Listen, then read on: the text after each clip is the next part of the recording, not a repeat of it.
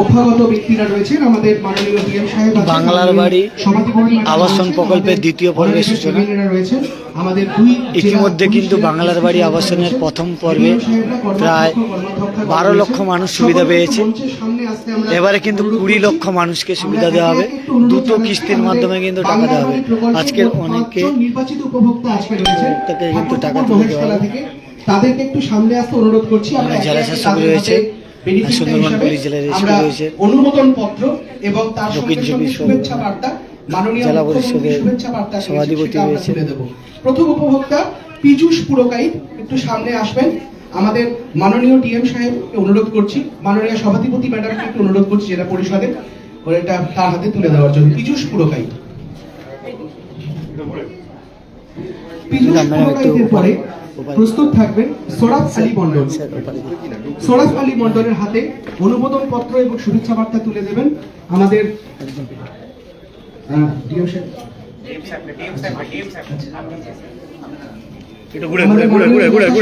তুলে দিচ্ছেন ওনার হাতে অনুমোদন পত্র এবং শুভেচ্ছা বার্তা। এরপর প্রস্তুত থাকবেন খোকন মোল্লা। আমাদের ডায়মন্ড হারবার পুলিশ জেলার এসপি সাহেবকে অনুরোধ করব তার হাতে অনুমোদন পত্র এবং শুভেচ্ছা বার্তা তুলে দেওয়ার জন্য। দাদা একটু প্রস্তুত থাকবে বাহার আলী শেখ। বাহার আলী শেখের হাতে অনুমোদন পত্র শুভেচ্ছা বার্তা তুলে দিচ্ছেন বাংলার বাড়ি প্রকল্পের দ্বিতীয় পর্বে। স্যার এদিকে না, ঠিক আছে। এরপর তৈরি থাকবে শানু গাজী। শানু গাজীর হাতে অনুমোদন পত্র এবং শুভেচ্ছা বার্তা তুলে দিচ্ছেন আমাদের কুলপি বিধানসভার মাননীয় এমএলএ সাহেব। স্যার এদিকে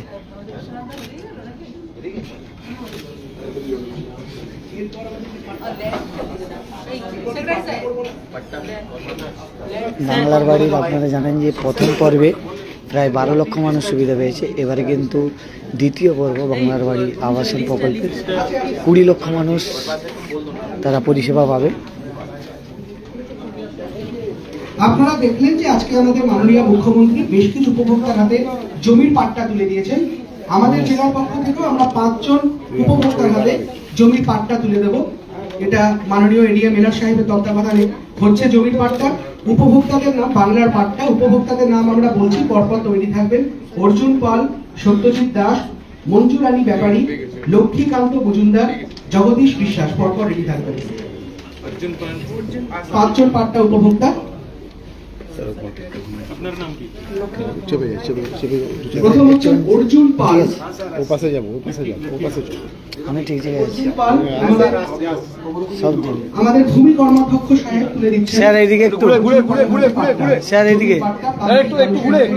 এদিকে ঘুরতে হবে স্যার।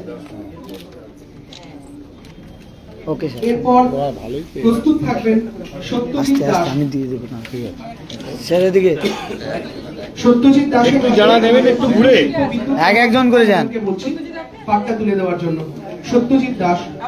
আচ্ছা সত্যজিৎ যাবো এদিকে। প্রস্তুত থাকবেন মঞ্জু রানী ব্যাপারী। মঞ্জু রানী ব্যাপারীর হাতে পাট্টার কাগজ তুলে দেবেন আমাদের উপাধ্যক্ষ সাহেব। আমাদের উপাধ্যক্ষ সাহেবকে অনুরোধ করছি পাট্টার কাগজটি তুলে দেওয়ার জন্য। স্যার এদিকে একদম। Okay sir. লক্ষ্মীকান্ত মজুমদার প্রস্তুত থাকবেন। তারক হালদার একটু প্রস্তুত থাকবেন। আচ্ছা আস্তে আস্তে যান। আমাদের এডিএম জি সাহেবকে একটু অনুরোধ করছি তারক হালদার তার হাতে পাট্টা তুলে দেওয়ার জন্য। হ্যাঁ স্যার। স্যার এইদিকে। এবার জগদীশ বিশ্বাস। স্যার এদিকে একটু এদিকে একদম। আমাদের জগদীশ বিশ্বাসের হাতে পরবর্তী উপভোক্তা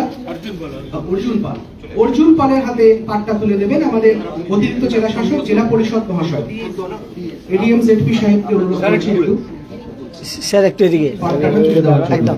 স্যার এদিকে থ্যাংক ইউ। से बात करके पट्टा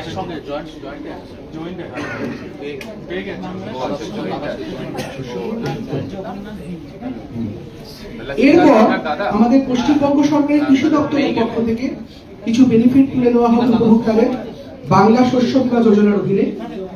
আমরা একে একে উপভোক্তাদেরকে ডাকছি, একটু এদিকে এগিয়ে আসবেন। গোসাবা ব্লক থেকে জগন্নাথ ভুইয়াকে অনুরোধ করছি এগিয়ে আসার জন্য। আমাদের জগন্নাথ ভূঁইয়া গোসাবা মাননীয় সভাধিপতি ম্যাডাম জেলা পরিষদের, উনি এই বেনিফিটটি তুলে দেবেন। জগন্নাথ ভুইয়া, আপনি এগিয়ে আসুন। প্রান্তিক কৃষকদের জন্য পশ্চিমবঙ্গ সরকারের এই প্রকল্প।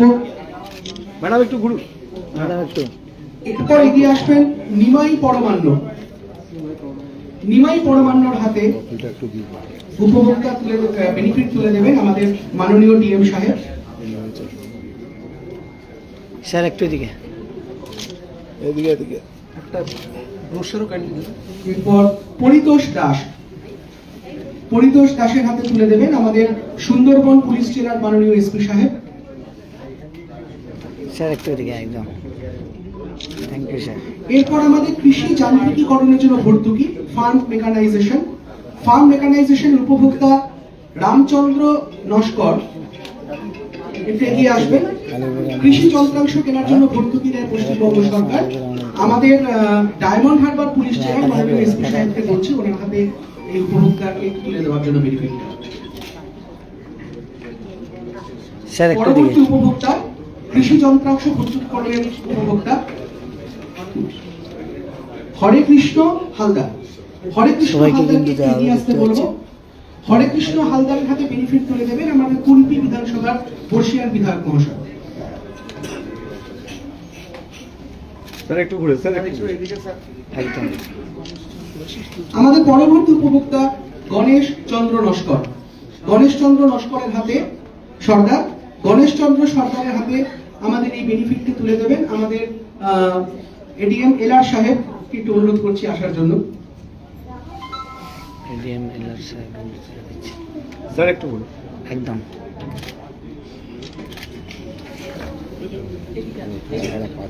সকলের জন্য আমাদের পক্ষ থেকে সামান্য জলযোগের ব্যবস্থা আছে। এবার সেই মহেন্দ্রক্ষণ এসে গেছে।